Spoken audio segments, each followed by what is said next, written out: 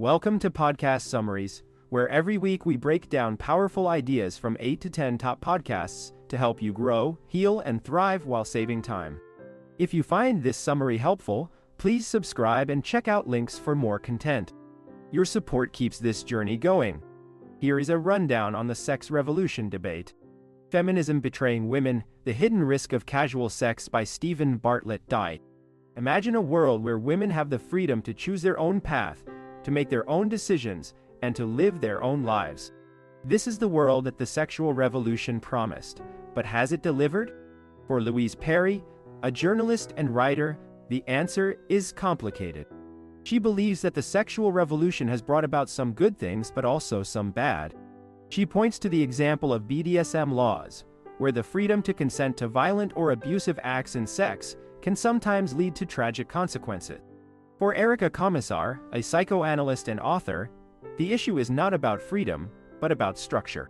She believes that excessive freedom without any structure can lead to feelings of untetheredness and disconnection. She points to the example of children who need rules and boundaries to feel safe and secure. But when it comes to grown women, the issue is more complex. Deborah Frances, the host of the Guilty Feminist podcast, argues that women are not children and do not need rules and structure imposed upon them. She believes that the idea of monogamy as a utopia is a myth, and that the pressure to find the right one can be suffocating.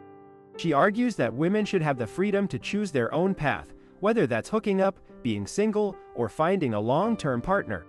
But at what cost? Komisar believes that the hookup culture and casual sex can have serious implications for women's mental health, leading to feelings of depression, anxiety, and low self-esteem.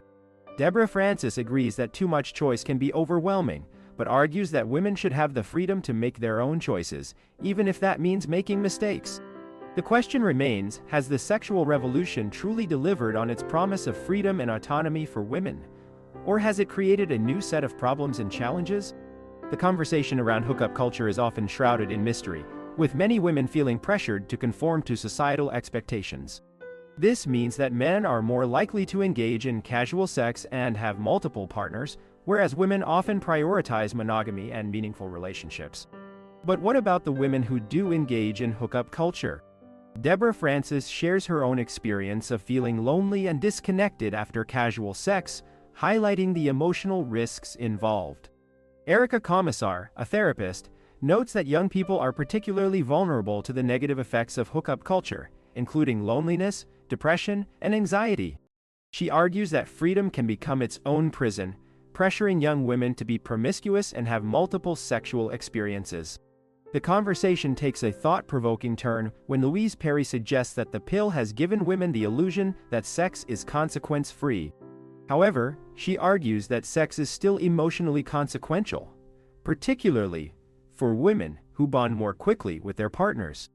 Deborah Frances counters that the pill has given women autonomy and agency, allowing them to explore their sexuality and make choices about their bodies.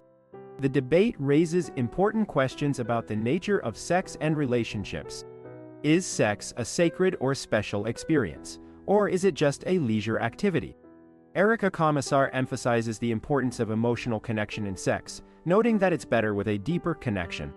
She also highlights the impact of trauma on relationships, suggesting that many people repeat patterns of disconnection and abuse throughout their life. As the conversation unfolds, it becomes clear that there's no one-size-fits-all solution to the complexities of sex and relationships. While some women may thrive in hookup culture, others may feel pressured or disconnected.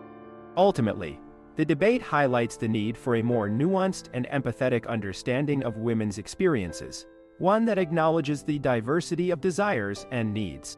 Louise Perry shares her perspective on agency, suggesting that it's not a binary concept, but rather a personality trait that varies from person to person.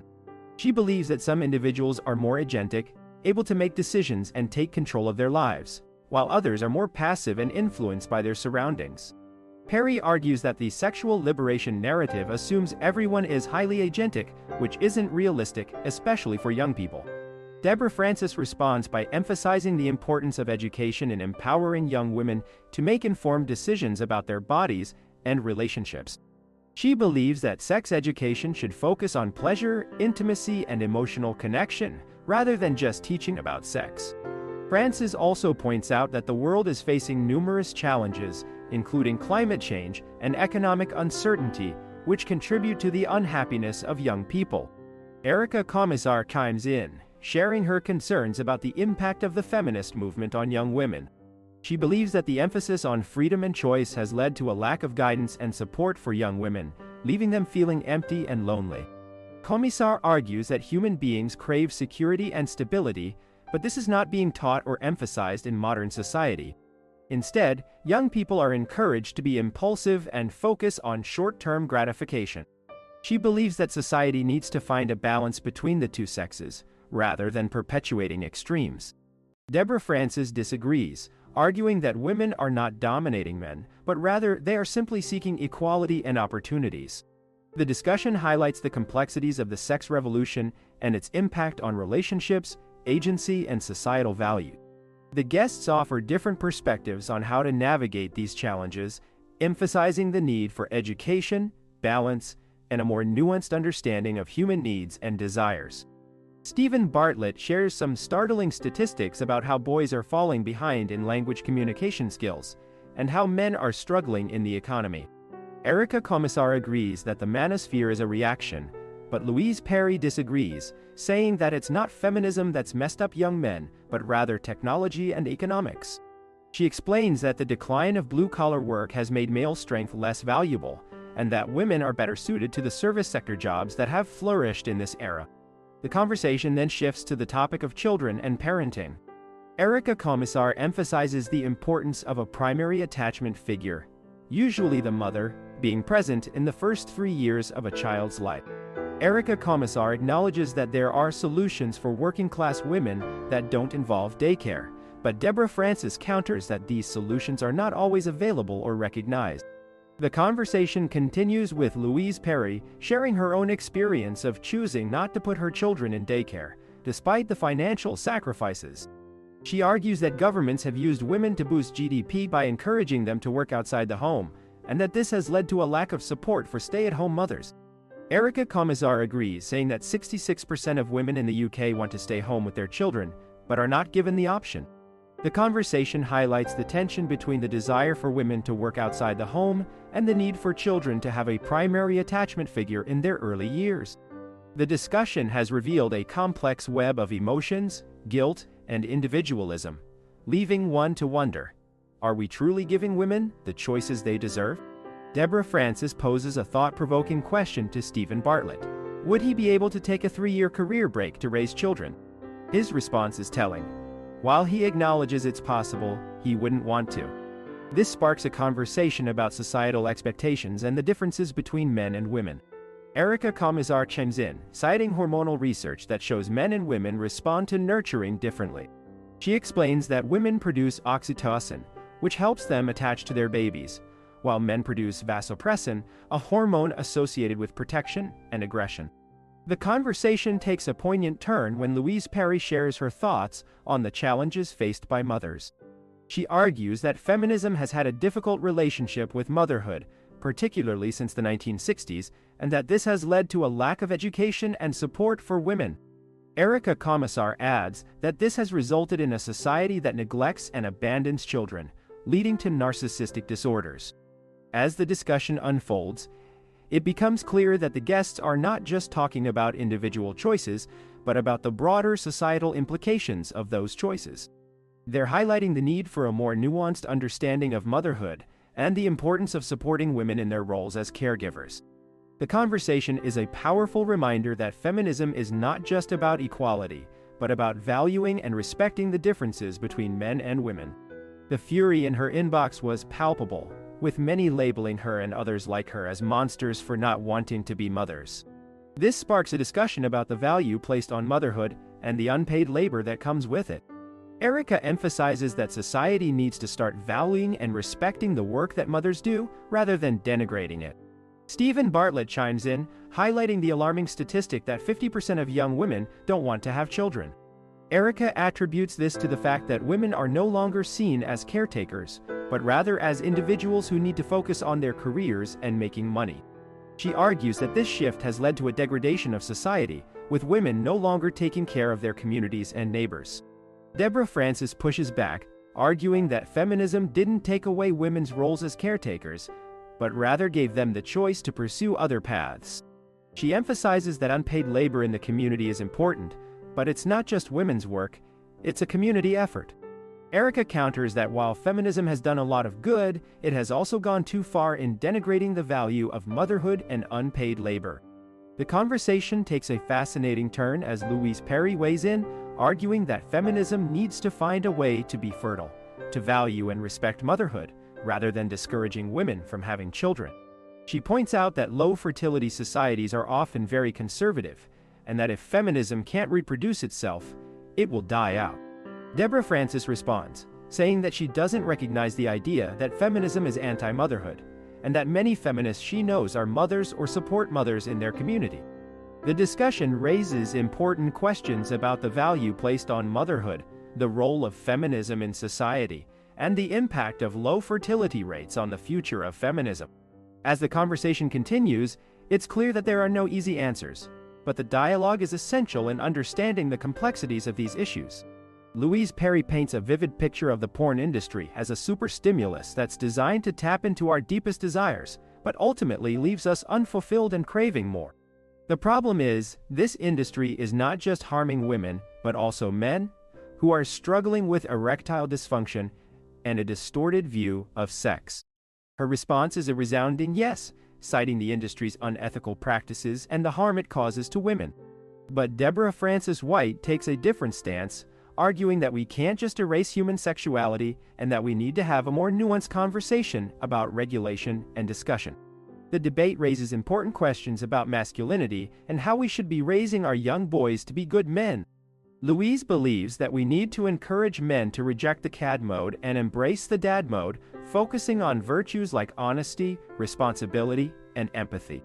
She also thinks that chivalry is great, but it's not the most important masculine virtue. Instead, we should be teaching boys to sublimate their aggression and channel it into constructive activities like sports. She believes that we should be raising our boys to be more empathetic and less focused on traditional masculine roles, like being a provider and protector. Instead, we should be encouraging them to be more nurturing and caring. The conversation also touches on the idea that our evolutionary history has hardwired us to respond to certain qualities in a partner. Deborah Frances White acknowledges that this is true, but argues that we can be better than that. We can teach our girls and boys to look beyond superficial qualities like physical appearance and status symbols, and focus on more meaningful qualities like kindness, empathy, and intelligence. Erica Komisar takes a different approach, arguing that boys are neurologically more fragile than girls and need to be educated differently. She believes that we should be separating boys and girls in education, allowing boys to express themselves physically and emotionally in a way that's tailored to their needs. This, she argues, would help boys to thrive and reduce the risk of behavioral problems and ADHD-like behaviors. As the conversation continues, it's clear that there are no easy answers to these complex questions. But one thing is certain, we need to be having more nuanced and thoughtful discussions about masculinity, femininity, and human sexuality. By exploring these topics in a more empathetic and open-minded way, we can work towards creating a more compassionate and equitable society for all. She believes that men and women are not the same, and that thousands of years of evolution cannot be reversed in just 50 years. Komisar also proposes the idea of quotas in college admissions, suggesting that a 50-50 split between men and women could help balance the odds and prevent social problems, such as single parenthood. Deborah Frances responds by questioning which girls should be excluded from college, and Komisar clarifies that it's not about excluding girls, but rather giving boys an advantage to succeed. Komisar emphasizes the importance of balancing the odds to prevent a huge social dilemma where women are unable to find partners and are having children on their own. The conversation then shifts to the topic of the sexual revolution, with Louise Perry summarizing her thoughts in 2 sentences. She believes that feminism bubbles up during times of big societal change, and that the digital revolution has led to a renegotiation of how men and women relate to each other. Perry thinks that men and women will have to learn to get along, as otherwise, the species will not reproduce. Erica Komisar shares her thoughts on the sexual revolution, emphasizing the importance of freedom of choice, but not if that choice harms children. She believes that children should always come first, and that love should be prioritized over work. Komisar also stresses the need to respect others' choices, even if they differ from one's own. Deborah Frances reflects on the sexual revolution, stating that it has given women agency, autonomy, and emotional freedom. However, she notes that there is still much work to be done, particularly for women around the world who have less agency and autonomy than they did 100 years ago. Frances emphasizes the need for women to fight for their rights and to create their own structure rather than relying on external rules. He notes that progress starts with conversations like these and that it's essential to have respectful discussions, even when disagreeing. The guests share their books and podcasts, and Stephen Bartlett links to them below. Thank you for tuning in. Please subscribe, check out YouTube channel, and just remember, subscription is only £1 or $1 per month. Leave a comment or review. Until next time, happy listening.